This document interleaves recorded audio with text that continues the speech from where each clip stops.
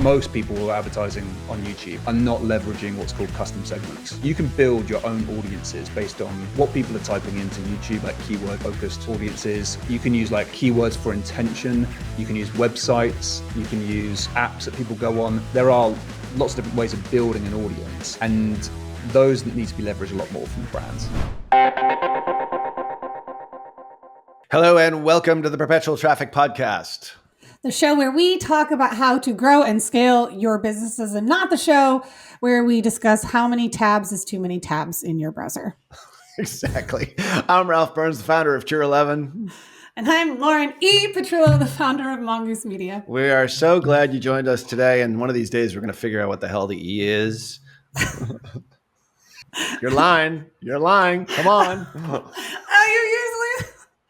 And we'd love for you to come hang out with us in our new-ish Telegram group. Less new now, but still pretty going and growing. We've got over 200 people in there. Join us at perpetualtraffic.com/Telegram. That's right. That's right. So, appreciate everyone over there in our little private community. And today's guest, we're going to encourage him to join the group too. Why not just add more chaos to that group, which is a great group. And once again, it's perpetualtraffic.com/Telegram. So Lauren E. Petrillo, today is the first interview you've ever done on Perpetual Traffic. And what makes it even more challenging is like, this guy's a pro. He's kind of smooth. He's kind of good looking. He's kind of got great hair.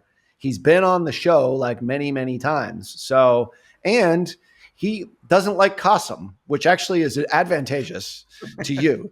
So, Qasim, if you're listening, Lauren, I think we've made a major upgrade here just to begin with. And I think our guest actually believes that is the case, because at the end of the day, no one really liked Qasim. We were just sort of keeping him on for like an EEOC kind of thing, which I probably shouldn't say on Apple Podcasts, but I did anyway. So there you go. Well, we do secretly love Qasim because whenever he's in company, I immediately look funnier. So I appreciate his less witty humor to make me sound funnier than I actually am, because my husband and mother both believe that I'm the only one who considers myself funny. But if you see what I've done to Qasim's Google Ads challenge, the internet disagreed. The internet did disagree. And I think that is the key to fame and fortune and a happy marriage, is to marry someone who actually thinks, and have a family that thinks you're funny. My family doesn't think I'm funny, but my wife thinks I'm funny. So that's all that really matters. Today's show is with a guest who is definitely funny, but in a different way, in a British humor kind of funny, like Brit humor. And someone who's been on the show many times, and it's been so long since we had him on, we figured we'd bring him back on because really nothing changes on the channel that he primarily does all his work on, which is namely YouTube. So without further ado, we've got Tom Breeze. It says you're the director of viewability, but really you're the chief, like you're the CEO, you're the guy in charge of viewability, which is one of the finest performance marketing agencies in the YouTube space on the planet. Welcome back to Perpetual Traffic, Tom Breeze. Thank you very much. And yeah, I'm just so glad that Qasim's out the window. That's all I want to say for this podcast episode. I think that's the most important thing to cover right now. Oh, Qasim, I love you so much. It's been a major upgrade. You know he's listening. That's just so fun. I'll be sending this episode. Yeah. Oh yeah, absolutely. If he doesn't listen to it, I'm texting it to him as soon as it's published. That's for damn sure. So, without Qasim, we get going here. The point is that today we really haven't talked about. We've talked about YouTube quite a bit, obviously, on the show, and it's a huge part of stuff that we do within our agency. But you do it in a very different way. Just remind folks sort of what your model is like for viewability, just in general, and the types of clients that you work with, and why people should listen to you, because of not necessarily the experience that you've had. I mean, I think you've been doing this for a really long time, but also the model that you have is very different than a lot of other agencies, which I've always thought is like the gutsiest agency model that there is. And I can't handle it because I'm really kind of a sissy when it comes right down to it. But explain to the folks like what you do, what your specialty is, like sort of how you guys operate. Yeah, good question. Okay, cool. So in regards to YouTube advertising, we work with clients in a very different way, as you mentioned. So most agencies will work with clients in a way where they do a monthly fee and a percentage of ad spend, and that's typically the relationship they'll have. But we kind of got into this game in a very different way, and it meant that we weren't really looking to build an agency from the ground up. Like when I first started this whole process, I was actually working with clients and on SEO, and I was like, hey, look, on my own dime, I just want to test out some ads for you because I think they could work really well. And also the SEO results were starting to die off. And I was like, I need something to keep me alive here. And I was really lucky that I got ads to work really, really efficiently using videos. And so I spent my own money doing it, got great results, and essentially just worked on a relationship basis where clients would pay me for leads and sales, and I would fund the ads. So it was almost like an affiliate setup, but it's a much closer relationship. So I would be writing scripts, I would be doing the shoot, I'll be doing all the editing, I'll be running the ads. So I kind of like from start to finish would be going from strategy all the way through to actually execution. And I just started doing it with a few more clients and a few more clients. And then I brought in some team members that were far better at things than I was. And we just got better and better and better. And then I woke up one day, I was like, hang on a second, I think you call this an agency. I think that's what it is. But it was never designed to be that way from the very beginning. And so that's kind of like the model we still use today. We do find that we'll work with some big brands from time to time, and they'll already have very established like ad accounts, and it gets a bit more difficult at that point to be like, hey, look, you know you're spending 5 million a month. Yeah, I'll pay for that bit, and then you pay for your results. It doesn't quite work out quite so easily in that capacity. So we'll do it in a way where we do like rev share models, and we'll kind of all profit share, but we kind of essentially just want to make sure that we have some sort of win-win relationship with the client where we can kind of go all in, and we're not getting paid for our time, but we're getting paid for results. So whilst a lot of agencies call themselves performance agencies, i.e. we're going to get you leads and sales for a good price, we actually like consider ourselves like almost like pure performance, where we don't get paid unless we actually get results for clients. You said earlier you do performance partnerships, which like I was picking my jaw up from the floor because I was like, man, one, how many points do you have on your credit card by covering the ad spend? Yeah. But two, like we've been burned. We've taken on the ad spend, and it's just not something I'm comfortable being responsible for anymore. And I was just like, wow, performance partnership. I love the way you had explained that. Yeah. So the points is crazy good. I think the last time I checked, I think I had like 10 million points on my Amex, but I'd already distributed a load of those points to the airlines. So I found it actually difficult to spend them, which is the most annoying thing. But especially when like COVID hit, I was like, I can't fly anywhere. That's my thing. I'm good at that bit. So that was really frustrating. I'm good at cashing in points. Yeah, exactly. Yeah. But the other side of it, the performance side of it with the client, then yeah, you've got to be really careful about who you work with, of course. You can't just take on the ad spend for anybody. So we need to make sure we have a good relationship with those clients, and they have great offers that we think we can actually do wonders with. And so we'll get a ton of prospects, and a lot of the time we'll have to say no. Unfortunately, it just won't be a good fit.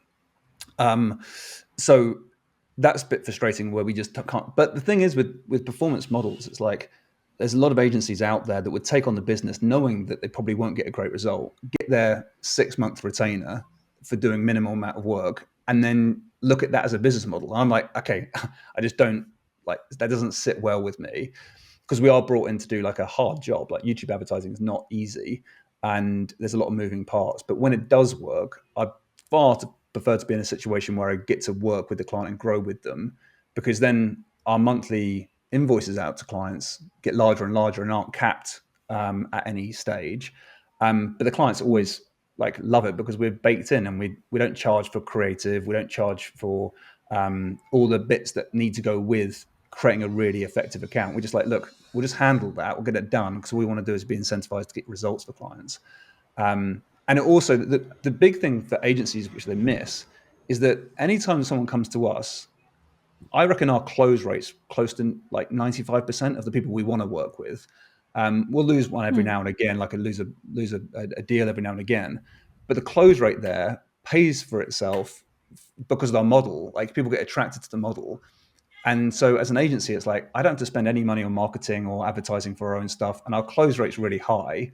And so I kind of offset that a little bit because I've seen other clients will spend so much time and energy and putting in these like massive proposals to try and close a bit of business and things. I'm like, oh, I don't have to do any of that. I just say to clients, yeah, let's work together. Don't pay me until you get results. And it's quite compelling, you know. So not to be that we're successful every single time, but we're getting good at selecting the clients that we can be successful with. So that's probably the way to look at it. I don't know of any other, and I know a lot of agency owners. Like I don't know anybody else who does the model that you do.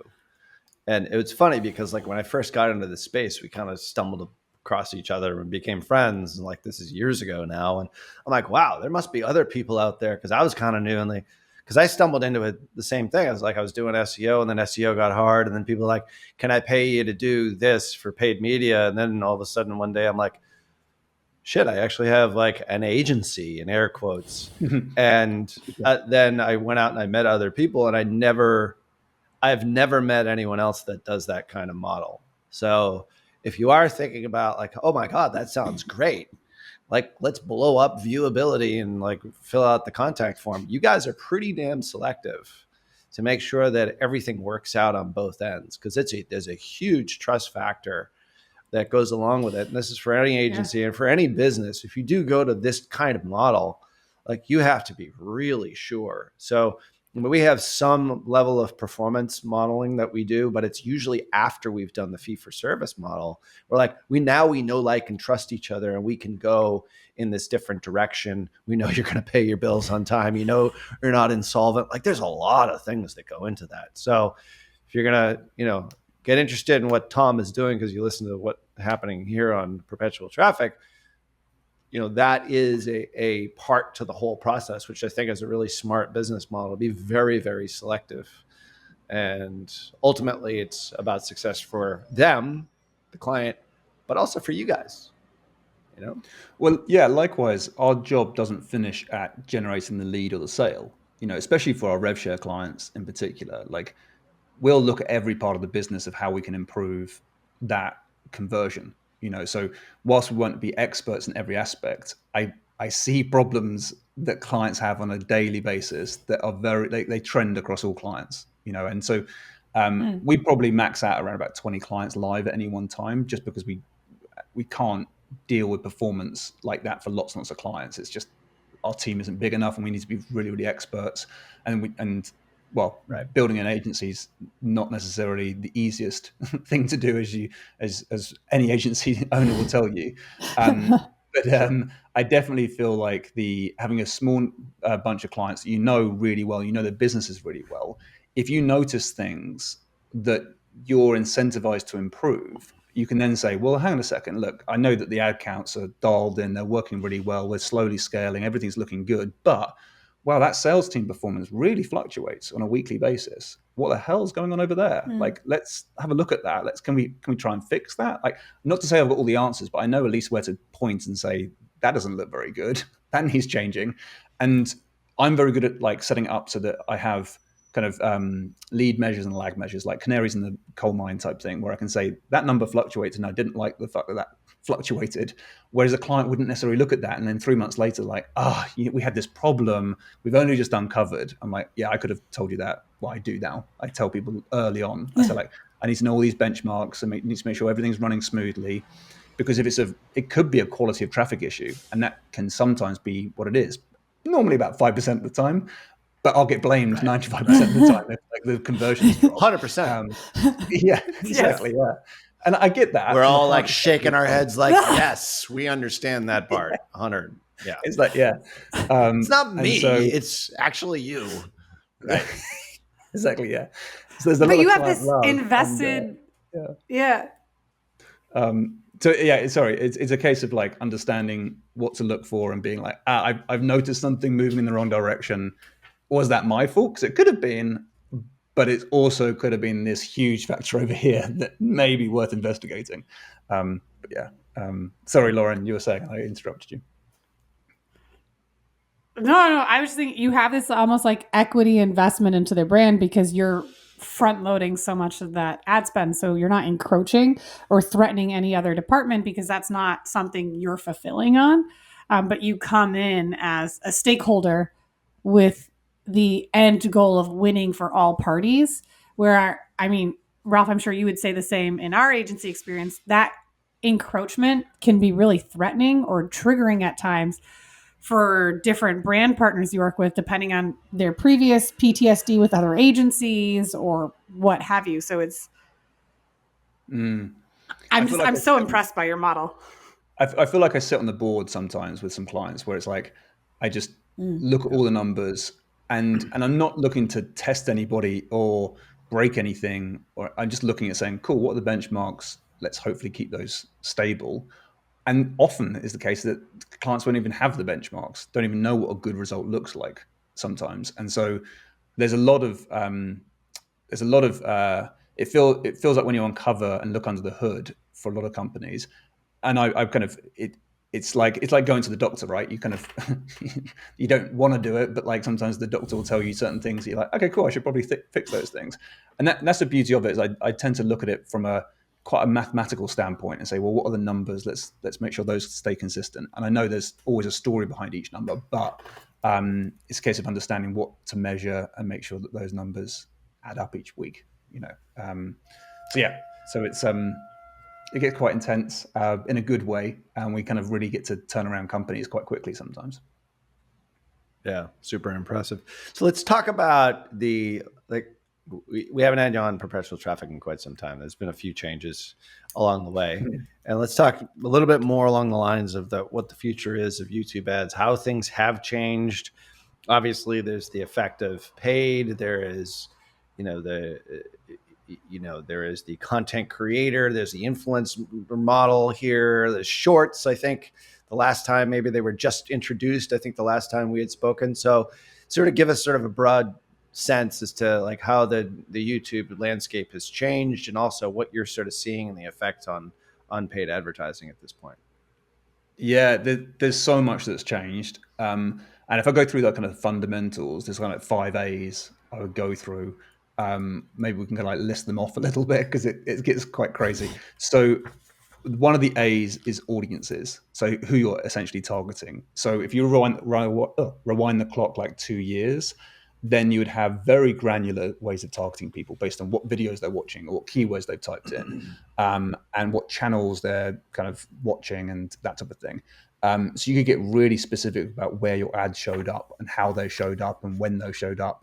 And a lot of that's gone away. So it's got a lot broader now in terms of we're now targeting audiences, we call it, but you can actually create your own audiences. And the far few, most people who are advertising on YouTube are not leveraging what's called custom segments. Not at all. Like, so you can build your own audiences based on what people are typing into YouTube, like keyword focused audiences. You can use like keywords for intention. You can use websites. You can use apps that people go on. There are lots of different ways of building an audience, and those need to be leveraged a lot more from brands. Like very, very few people are actually leveraging those, and even at low spend they can work really well, and at high spend they can work really well. So audiences have shifted quite a lot, and that's kind of one of the key aspects. Talking about audiences as well, there's a kind of a fundamental shift that I think has happened since ChatGPT, and I'm seeing this more and more in the fact that the way people use YouTube is somewhat changing. So I feel like, and I don't know about you guys, but I definitely feel like if I have a problem, and I'm aware that I have that problem, right? If you kind of think of like Eugene Schwartz's 5 stages of awareness type thing, there's going to be like some sort of task that I can't do, or I'm kind of like stuck on something. And at that point, I used to go to Google or YouTube at that point and start typing in and kind of realizing a few things like what topic I should even be like discovering. But then kind of exploring that topic a little bit and getting to the point where I'm like, cool, I'm gathering information now at this point. And for now, I don't do that any longer. And I think that behavior is changing where I go to ChatGPT now and I'll ask ChatGPT, how do I start fixing this problem? Because I don't have I'm just a bit lazy maybe. I just want to get to the non-important information, but get it rapidly and interact with that information. And then once I've got to the point where like, okay, cool, I feel like ChatGPT can't help me any longer because I have something a bit more, I need an expert at this point to guide me. That's the point at which I start doing my exploration on YouTube. So I feel like people used to come to YouTube with a worldview of like, I don't know, let me find out, let me do my exploration here on YouTube. Now I feel like they come with the mindset of like, I've been pretty well educated in the last 10 minutes about this topic, and I kind of feel like I've made quite a few steps along the journey. Now let's clarify some of those thoughts with an expert that hopefully I can find on YouTube. So that's changed how we view things a little bit. So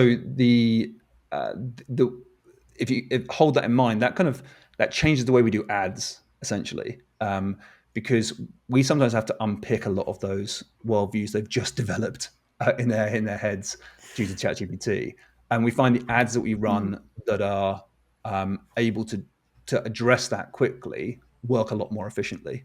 So I can get into like ad creation in a minute if you like, but the one of the other fundamental shifts that rocked everything with YouTube was about 2 years ago. This was the end of 2022.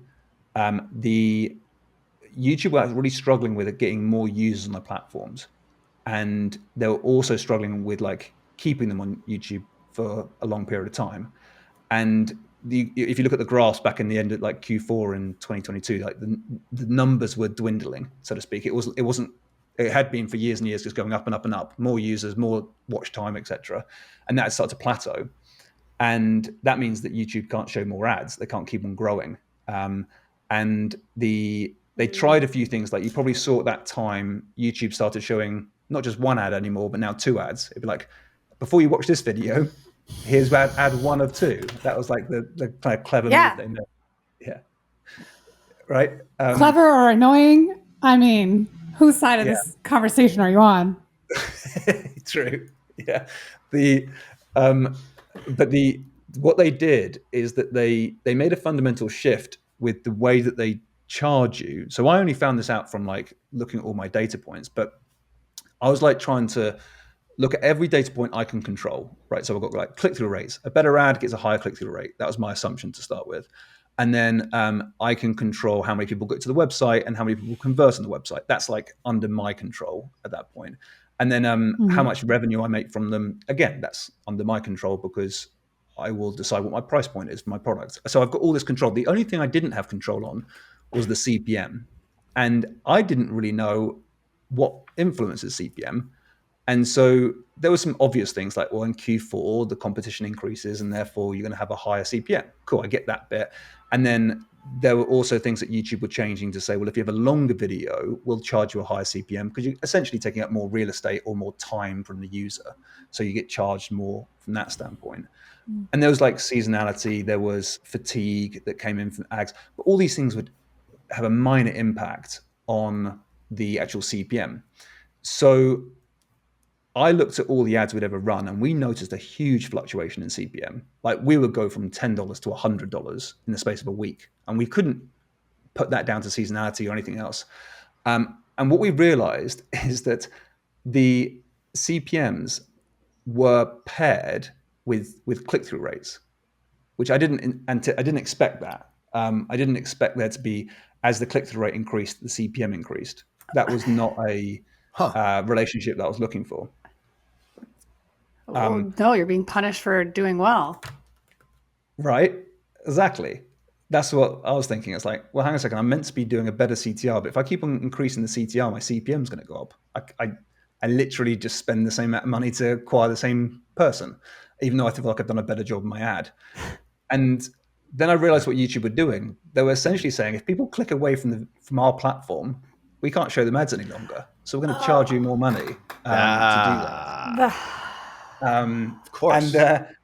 And that was what happened. And I was like, oh my word. So if you're creating ads now, knowing that information, you start to think, well, what ad should I create? Because I don't want a high click-through rate. I want a low click-through rate now, Right, to keep that CPM low.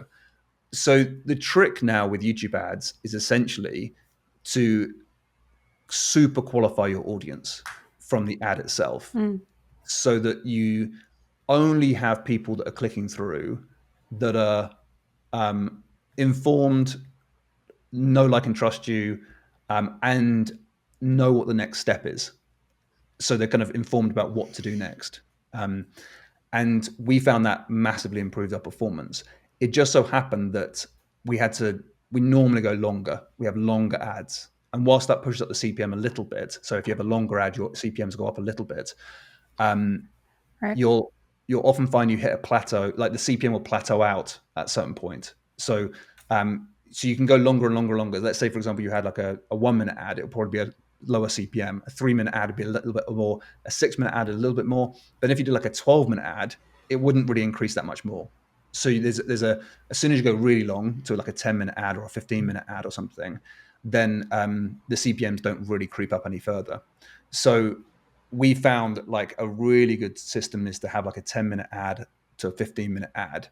But I'm connecting lots of dots here, but like the other piece about this is that we realized that lead gen is a lot harder to do with traditional funnels. So if the traditional funnel is like, hey, I'm going to give some free content away and then educate you and then sell to you, we're almost like, well, look, just put all of that education piece up front in the ad, give them that content, in the qualify them. Yeah. And then treat it almost like an e-commerce sale, just go straight to sale after that point. And that works a lot better for us than if we're to try and do a lead gen thing. No one opens their emails. No one cares about opting in for some free content, especially now when you've got ChatGPT giving it to you much better, quicker, and you can interact with it. You're going to struggle to compete against that long term as well. So yeah, a lot of our ads are a lot longer now, a lot more informative, not douchey. Not that they ever were, but like I see a lot of ads on YouTube really douchey. It's kind of much more informative because we're speaking to those people that have already got that worldview that's been built from ChatGPT. So they're kind of somewhat educated and they don't want your free content. They want a solution to fix their problem. And if you can release that tension from somebody, they're more than happy to invest. And that's works far better than anything we've done for a long time. So that's a few of the changes that have been happening on YouTube. That's a massive shift. It really is. Like it almost self selects businesses that can't advertise on the model. I mean, I think one of the things that we have certainly seen as a trend is no CTA at all. The CTA is watch another video from the same client, to the point where finally, after a long sequence, in some cases, it might be 10, 12 separate videos of significant length. Like then it's like you're so pre-qualified. Once you click, all of a sudden it's like the sale is a foregone conclusion because you're so self-selected at that point. And going from video to video, your call to action even changes. It's not like you want them to take action and go off the site, after watching your first video, doing sequential videos, and we'll have, episodes on this in the future. But like that's a huge correlation. I hadn't pieced that together with the CPMs. So that's a fascinating bit. And that's really changed what you'd say in the last year, 2 years, or has it been like less period of time? We noticed the trend happening about 18 months ago, maybe a little bit longer now. And then we started to address some of it. But we probably did a year's worth of testing to get to the point where we're like, okay, I think we might have something that combats this problem now and builds for the future. So like one of the things in our agency where we have 3 key values. One is performance partnerships. One is generating profit for clients. That's and for us as well. And then the final P, or not necessarily in this order, but like my first P, like most important value is pioneering, we call it. So trying to find the best way of doing things and trying to understand what's actually going to work in testing and coming through iterations and just happy to change up everything when we need to. So that's kind of been almost like a year-long journey to get to the point where we're like, the way to do it is to do a long form ad, and then we've been building software to analyze YouTube content to essentially work out, like, if we were to find the best bits of content from each organic video, what pieces of content really hold people's attention for a five-minute period of time. Like, what do we say? What do we do in that 5-minute window that no one left and everyone loved that content? And if you can find those pieces, then you're like, that's the content that you kind of want to use in an ad. And you might need to summarize it a little bit or get to it a little bit quicker or package it up slightly differently. But once we find those nuggets of like, right, that was a great 5-minute video, we start to learn, it's this style of content that people love. And then we can infuse that into an ad. It feels like we can really deliver content, get people feeling comfortable. But because we're going straight to sale, we know we need to do a little bit of education in that video anyway to make people feel like, right, you really are an expert. I trust you. And we've been perfecting that journey of understanding what to put in ads and how to structure the ads, so that it essentially now becomes ad to sale, rather like an e-commerce product, and then doing that on YouTube. That's been the thing that's opened up the most amount of success over the last year. So is the metric that you really look for most is what is it? It's APV, right? It's like average percentage view. Do you, like, what metric do you look at in order to say this is a good video that should be potentially used in an ad? And then we'll get to sort of your Cornerstone VSL, which I do want to touch on here, how that sort of relates to what we're talking about here. But like, is that the metric that you would look for in order to give you the indication? So when we built the tool, it connects to a YouTube channel and gets the OAuth connection. And it means that we can download all the data from every single video. And it's like a snapshot in time. We call it the X-ray. So it's a snapshot in time, and we get so much data, and we have so many calculations to process the information. But essentially, we look at the retention graph of every video, make sure there's been enough views, make sure so it's a reliable performance of that video. And then we'll look at several metrics, but the one that we look for most of all is what we call 5 minutes of fire. So we'll look at the video and look at the best 5-minute window, and we use like a classic, like Y equals MC MX plus C. So we're looking for the gradient of the line of like how many people are sticking around and how high that line is as well. So essentially we're looking to say how many people were watching and how many people were stuck around. And that's kind of like how we then start to use a scoring system. But we'll look at every percentage point of the actual video and to figure out what best 5 minutes there was of that video. And then we can rank every single video from the whole channel to identify, like, here's your top 5 minutes of fire from these 5 videos. And then we use ChatGPT to summarize the transcription to say, this is what you said at that point in the video. And when you get that data, it's fascinating what comes up from it, because you're like, oh my word, I didn't realize people love this content quite so much. Because you just can't get that from your YouTube analytics, because you just have to pour through every single video individually to find any, and you'd never do it. So we had to build the tool to be able to get that information. But then once we had that, you normally find on your YouTube channel, and you can extrapolate this across to people who don't even have YouTube channels. But if you have a YouTube channel and you do this, you'll normally find it like, cool, that's really high retention. And then you just have to have a bit of a filter in your head to be like, well, it also has to be good for relevancy for the business. It has to be like a message that is likely to also sell a product.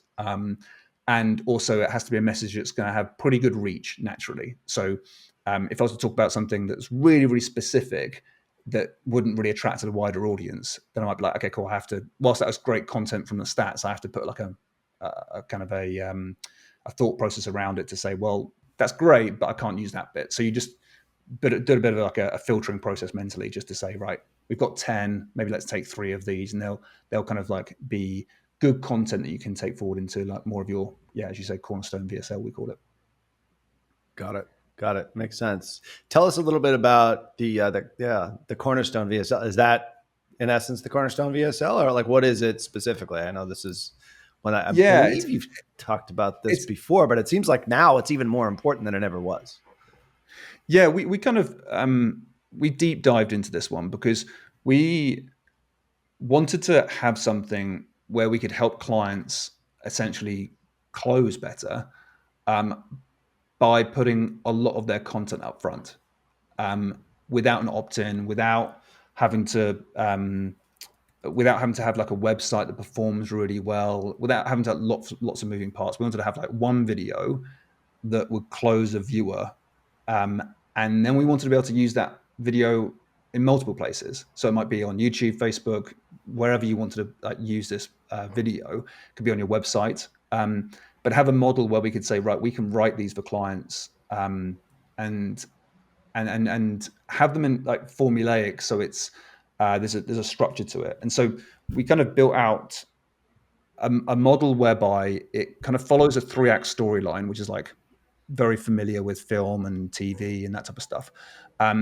Then followed the process of like psychologically what needs to be included in those videos to ensure that the viewer does want to then go buy.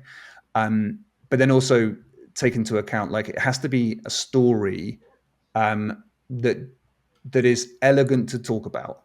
So you want that video to be seen by not only your viewers, but you'd quite like your grandma to watch it almost and be like, hey, I'm really proud of that video. It's really cool. It's like you don't want it to be done in a way where you're like, I feel like a spammer putting a video out there, or kind of like saying, if you just hang on for 2 seconds, I'm going to share with you the number one thing. It's like, oh my word, like give us a break. So we tried to do it in a way. Oh my God.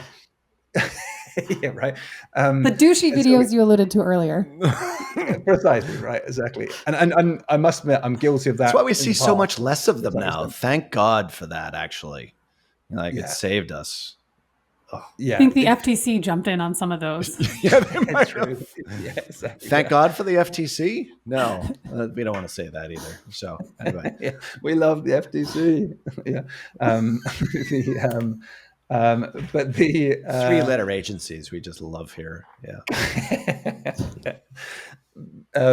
So the way we do it is to think about like, okay, so if we broke down the 3 acts of every video, so we start with act 1, and what we're essentially saying is that like the viewer's coming to watch your video with a certain worldview, and we have to kind of shatter that apart a little bit to say what you think you actually don't really know, because in order to grab their attention, we need to do that classic pattern interrupt. Most people screw up a pattern interrupt. So pattern interrupt is 2 stages. So one is like saying or doing something that interrupts them, so they pay attention. They're like, that's different, that's new, that's novel, and so they pay attention. But we essentially break apart their worldview a little bit, and we have an opportunity. It's like we creaked open the door a little bit, and then we have an opportunity to change their worldview if we're good at it. And so that's the bit we need to kind of master. So there's actually a 3-step process to every act, which is new, therefore, and but. And this actually comes from South Park. So South Park, the animation comedy thing. Yeah. Oh, yeah. But yeah, But does Kenny die in every ad? yeah, exactly. Yeah. Every video he's dead. Yeah. The clients really don't understand why we put that in there, but we have to, right? Yeah. Well, why is Kenny in all these videos I'm seeing on YouTube? Oh, it's the Tom Breeze effect, really. It's a conversion trick. Yeah, exactly. Yeah. So we start with like something new's happened, some new information, something where they should, which is going to change the mindset a little bit of your customer. So we talked about CPVs, CTRs and CPMs, like that interaction, something like that would, if I explain that quickly in a video, I can say, look, things have fundamentally changed and here's why, and here's the new information you need to know. Mm-hmm. Then you go into like new information, therefore this happens, therefore. You should know this, right? And then so people feel like, oh wow, okay, I get why that is a good step to take. That so it's new, therefore, and then the 3rd section of each act is but. So you say, no, that's good and all, but it comes with a caveat. So then you would you would want to have that kind of story process. So you're kind of going through a bit of tension, relieving that tension, adding a bit more tension. And so, I mean, tension is the thing that kind of gets conversion.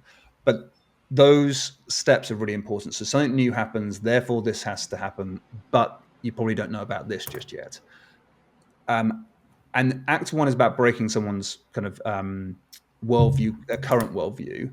And during that process, you turn into a story by adding things like when you found out this information, you'd been working with 20 clients and spending this much money on ads.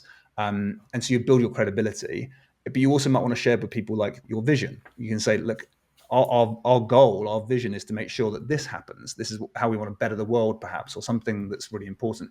You can share those sorts of. And this is Act Two, the credibility and world vision building. No, I would stick this in Act One. This is like, so I would be like new information. I found this out because I'm very credible.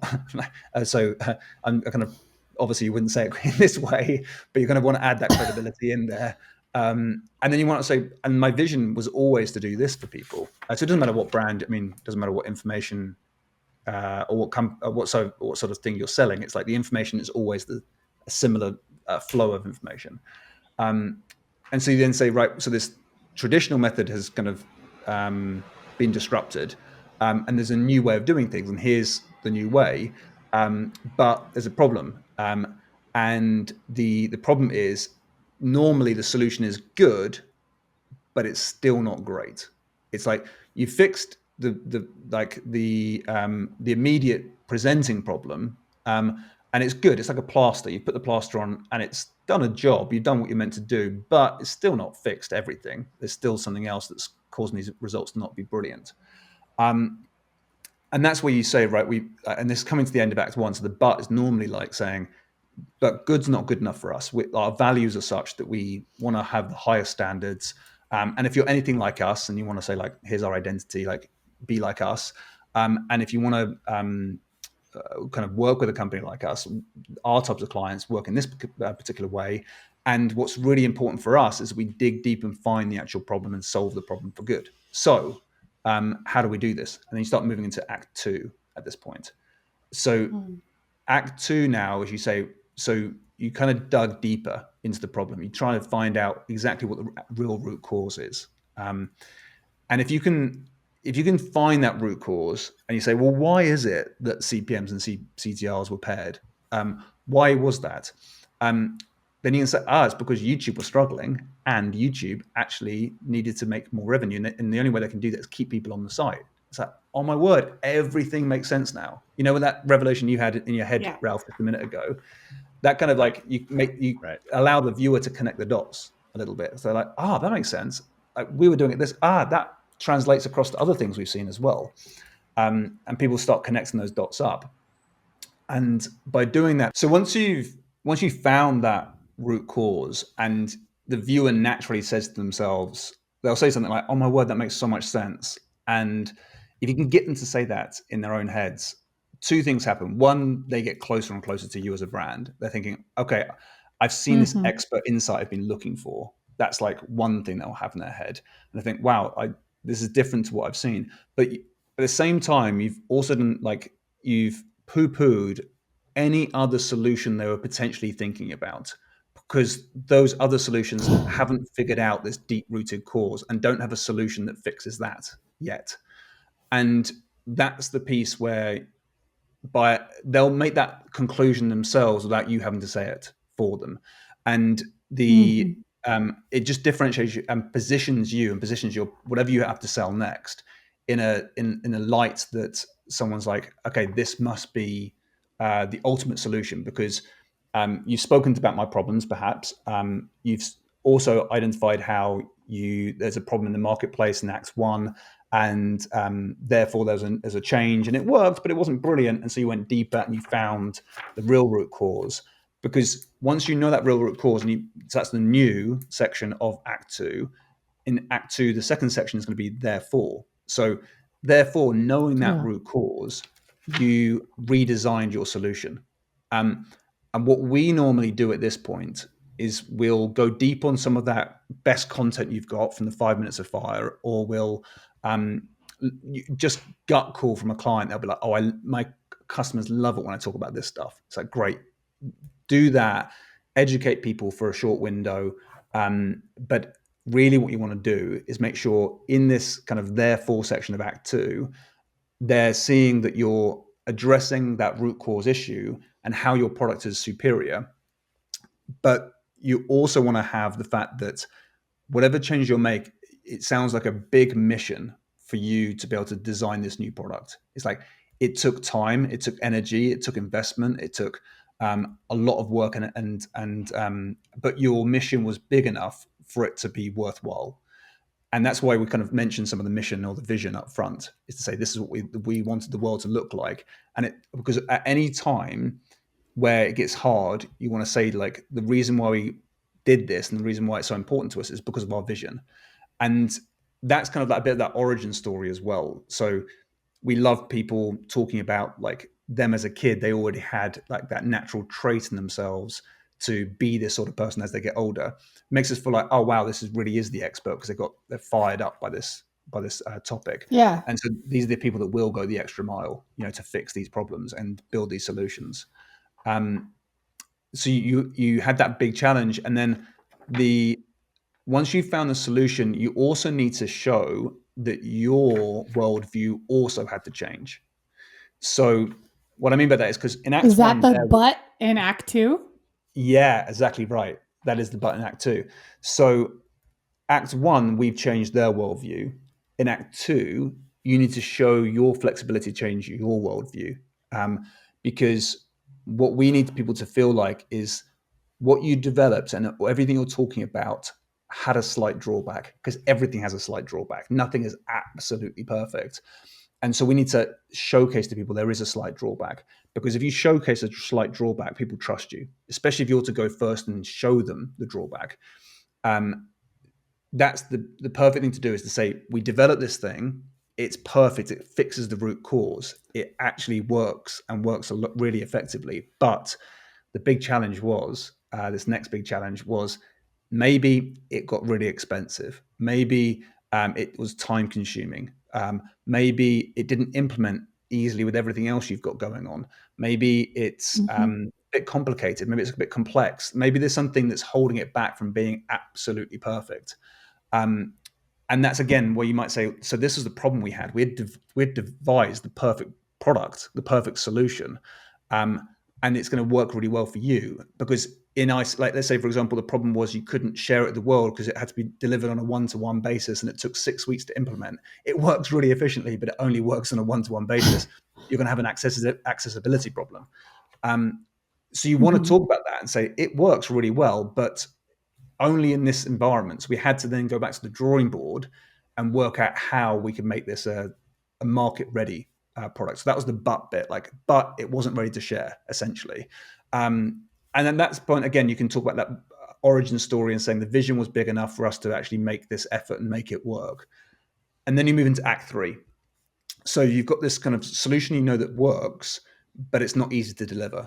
And Act 3 now becomes more about, you've broken their worldview, you've had your worldview having to shift a little bit, and now you're moving into Act 3 where you're like, okay, cool. So the new information that we could bring to this, it's new, therefore, but for every act, the new information needs to be something whereby often it's the way you deliver it has changed, the way you deliver the product. Maybe you built some software to go with it. Maybe you had to employ lots of coaches to help out. Maybe the product had to be broken apart and built up again, so to speak. Whatever it is that you've got to sell, at this point, you need to show them like you went to town on redeveloping this product.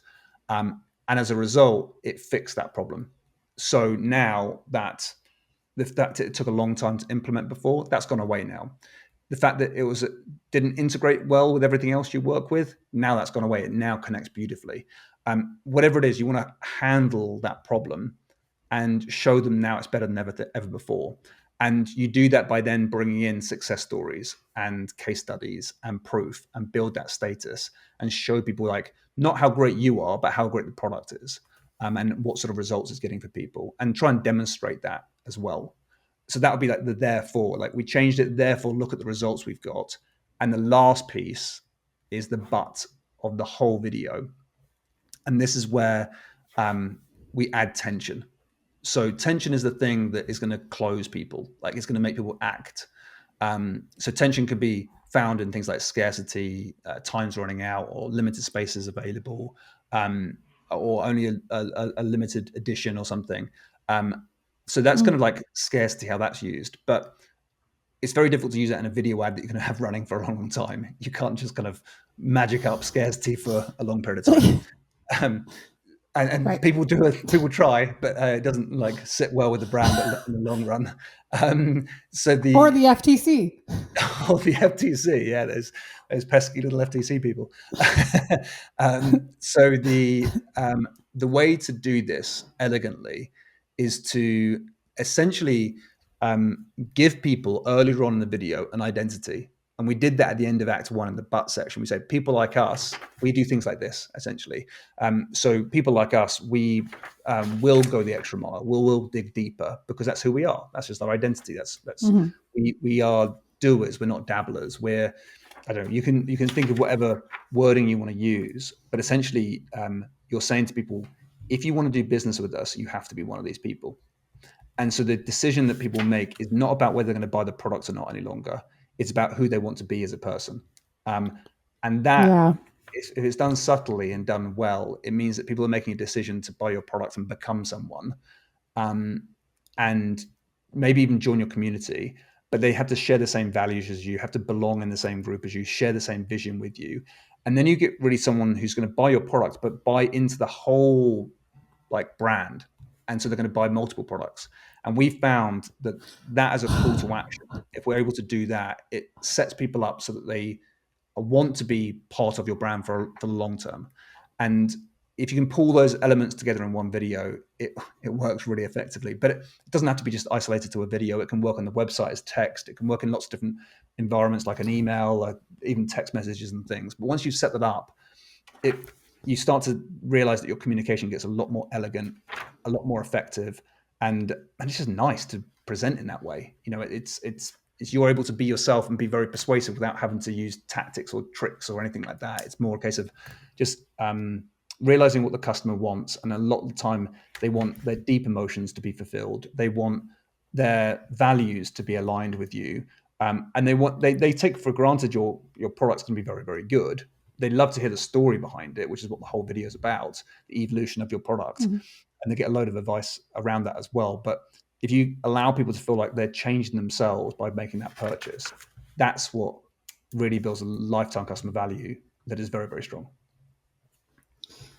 Oh my gosh, I have pages and pages of notes. I mean, your 3-act new, therefore, but times 3, because you said earlier like the 3x storyline. I was like, I don't know what that means, but you've just articulated like new, therefore, but in each act in a way that was so good. Oh my gosh, thank you. I always found that whenever we did like back in before we had this, we always knew that story was really important. And we would use metaphors, and but we'd read a book around like storytelling and marketing and things, and it would be so vague and not structured and unhelpful, and it would be like, well, that doesn't apply in every scenario.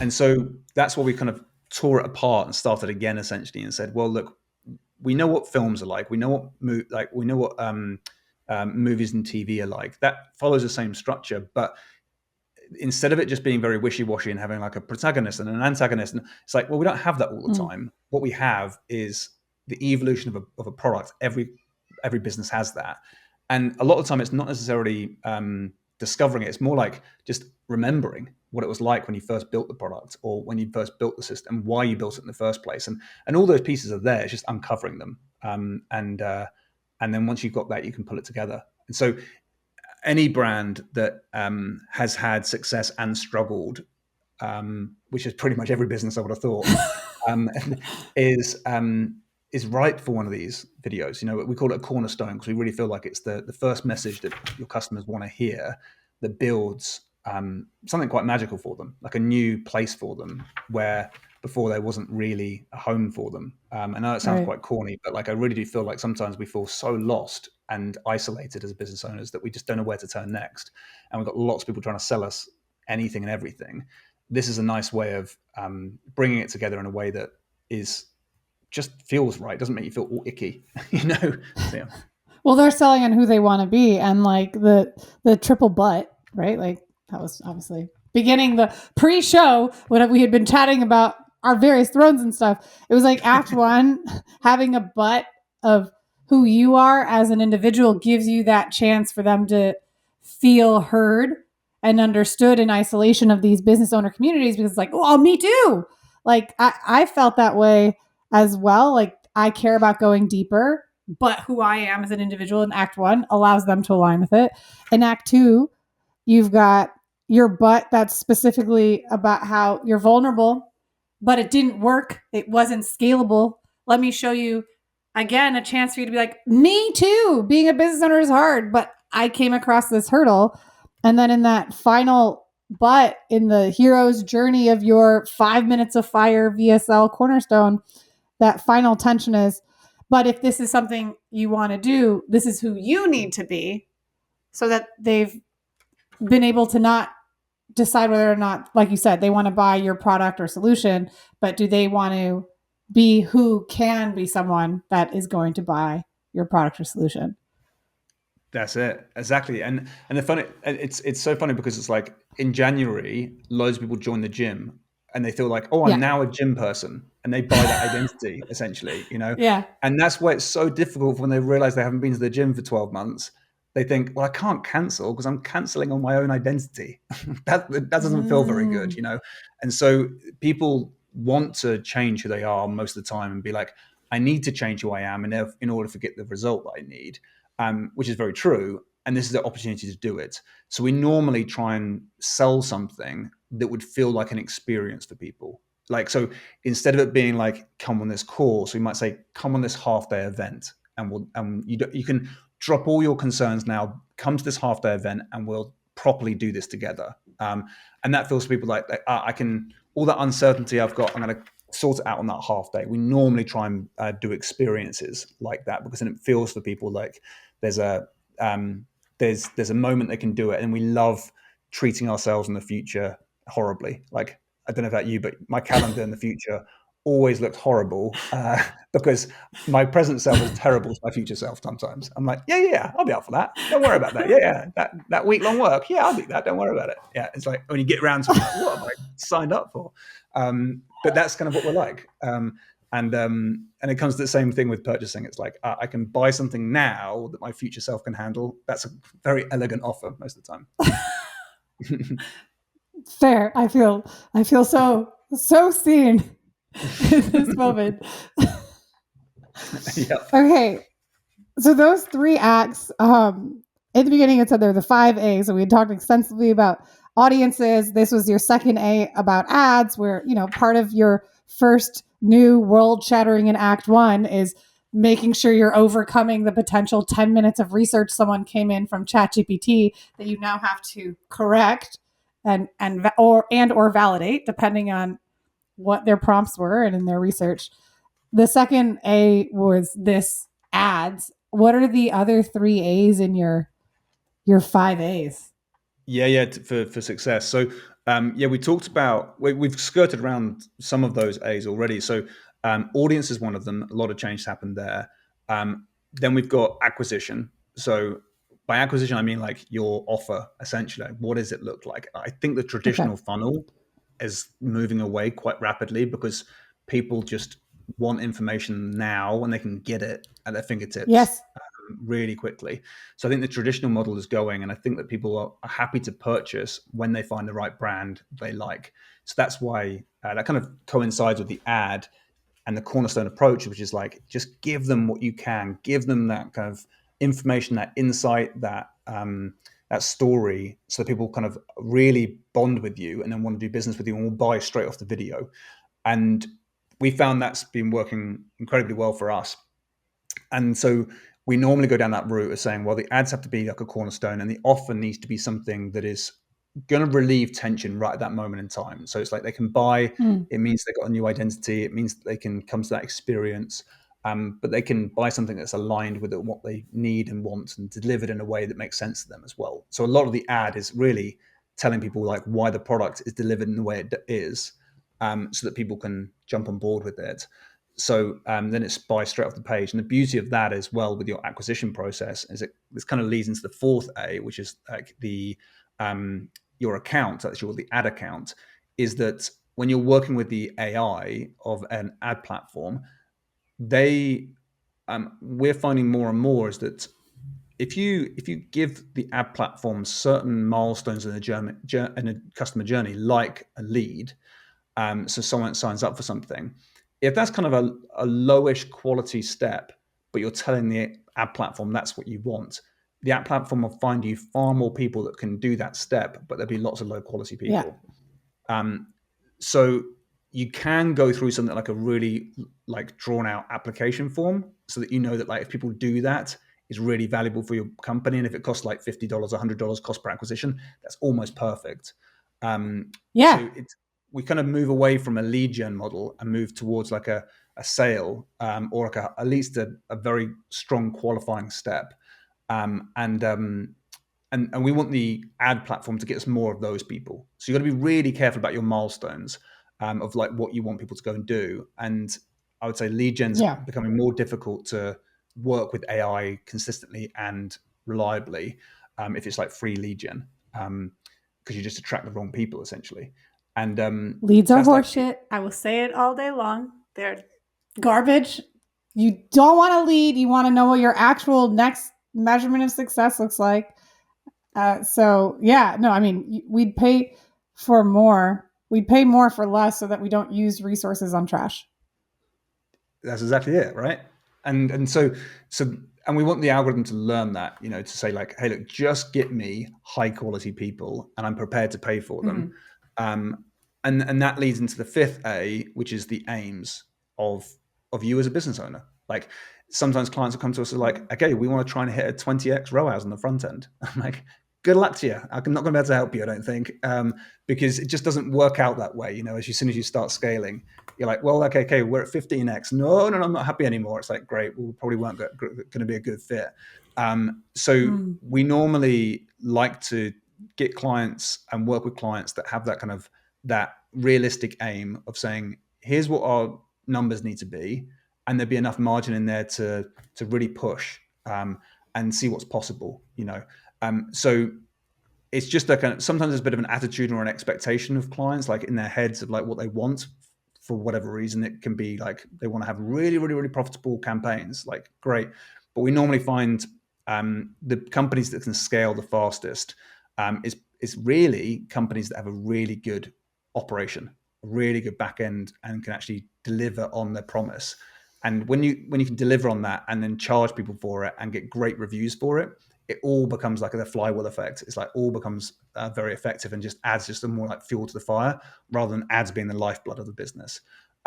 So we aim to look for clients that are looking to say, look, we want to try and hit like a 20% profit max on the front end of this activity.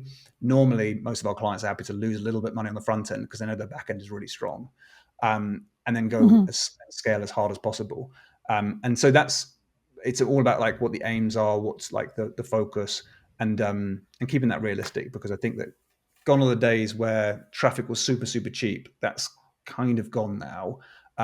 Every app platform is not, I wouldn't say saturated, but it's definitely getting more mature, let's say. And so it's just realizing that you can keep on flicking to the next ad platform and try and get cheaper and cheaper leads from elsewhere, or cheaper and cheaper traffic from elsewhere, which is fine. But also it's sometimes nice to be like, let's just stay in this very established app platform and master it and make it work ridiculously well. And if I can get that down, we stand to have a lot more stability and growth in the company as well. Dang, this is amazing. Oh my gosh. 5 A's for success: audience acquisition, ad account, and aims.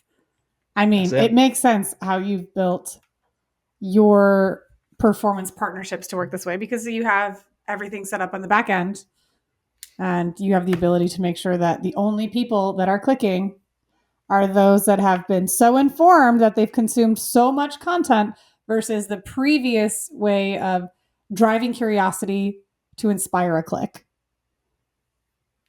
Yeah. Dang, this was so good. Thank you. Oh my gosh. I'm literally going. So if you're in the Telegram channel, I'm like 1, 2, 3, 4, 5, like 9 pages of notes.